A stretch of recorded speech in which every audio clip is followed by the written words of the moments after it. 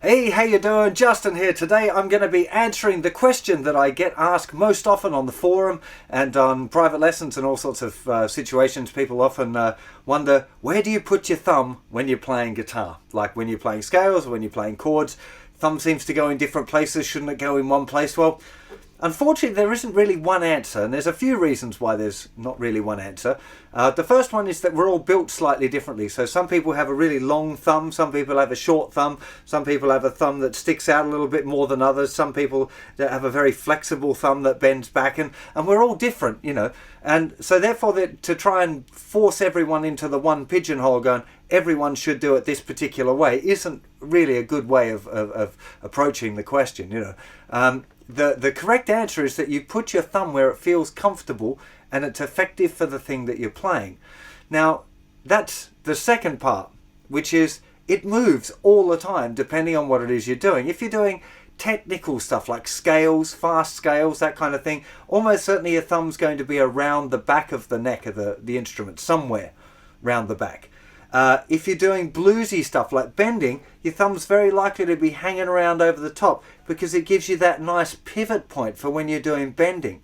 Obviously you can play notes with the edge of your thumb. If you're doing like Hendrix style stuff, the thumb will be reaching right over and actually playing a bass note. If you're playing a D chord, an open chord, you probably want your thumb just sneaking over the top and touching the thicker string so it doesn't ring out.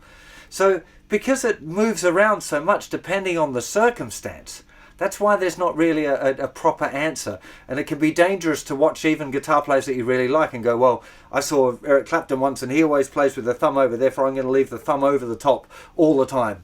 But that wouldn't work if you're trying to do like a Joe Satriani scaly kind of legato thing. It just doesn't make sense for the thumb to be over the top.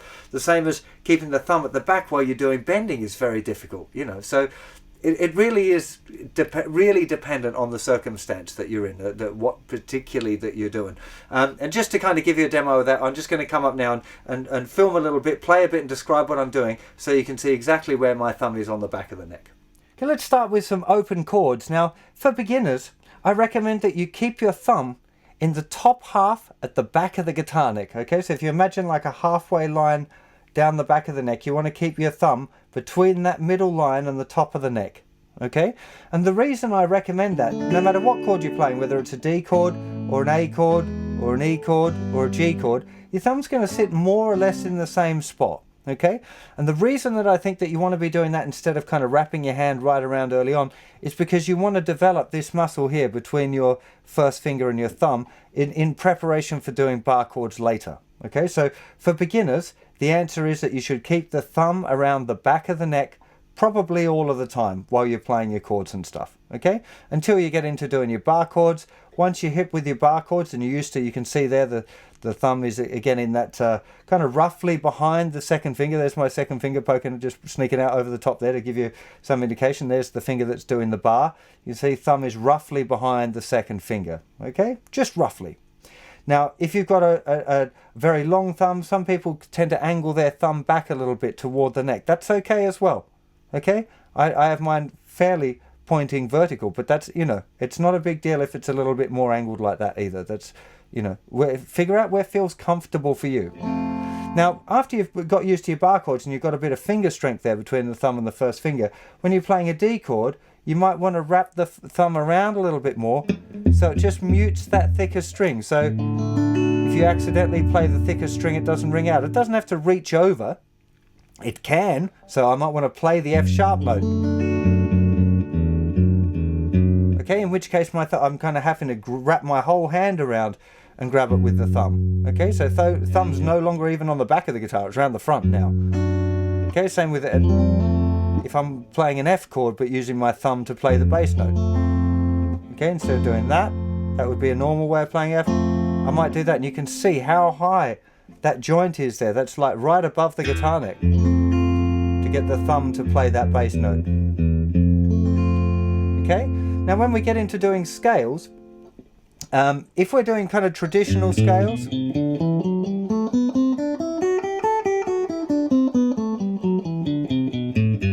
okay, you can see that the thumb stayed where it was, but as I moved up, the angle of it compared with the rest of my hand is changing depending on where it is on the neck. Okay, so when people say, oh, my thumb's angling too much toward the neck. If I'm on the thinner string, look, my thumb's pointing at the neck. As I move around, I'm playing on the thicker string, it's pointing more vertically. So it's changing. You can't always say that the thumb should be at this angle or that angle. And you can see, again, there's second finger. So it's kind of roughly behind second finger. There's first finger sneaking out the back, okay? For your pentatonic scales again. Now I'm just looking at here, where it is. There's my second finger, and there's my first finger. So it's actually between my first finger and my second finger. If I'm playing the scale up and down. But as soon as I start doing a solo,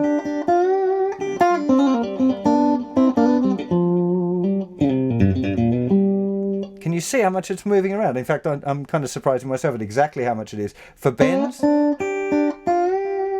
it's right over the top. As soon as I get down onto the thicker strings, it's jumping.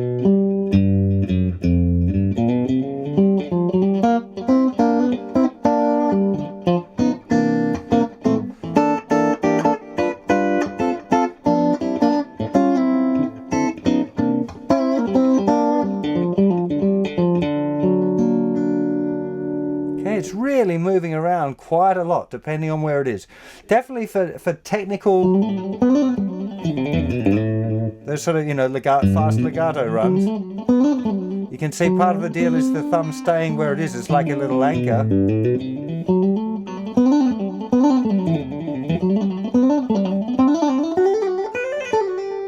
It's really, you know, it's sometimes it can work as a little pivot.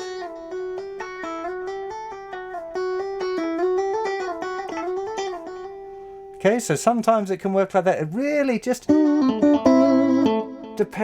depends on what you're doing. Here again, getting a chord. And then straight away you can see there I'm moving the chord, the semitone, but thumb staying where it is.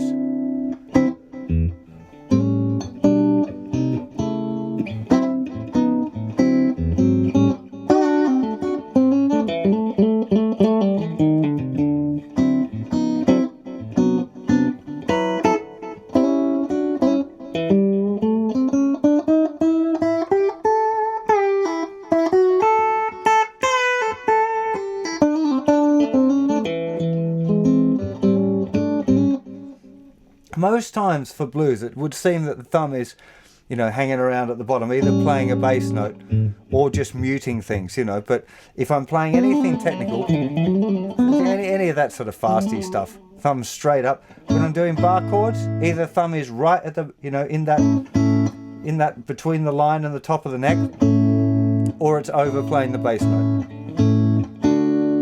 Okay, for the A-shaped bar chords, again, there's quite a lot of, you know, we're nearing that right angle thing. We don't want it to be, the wrist to be really crooked there. We want it to be kind of as flat as possible. That's quite comfortable for me. It's definitely not that. Okay, so you want to bring it back as, that would be a good amount to have it at. Again, you can see, look at the angle there, doing that like the Hendrix rhythm trick. It's pointing right back at the headstock.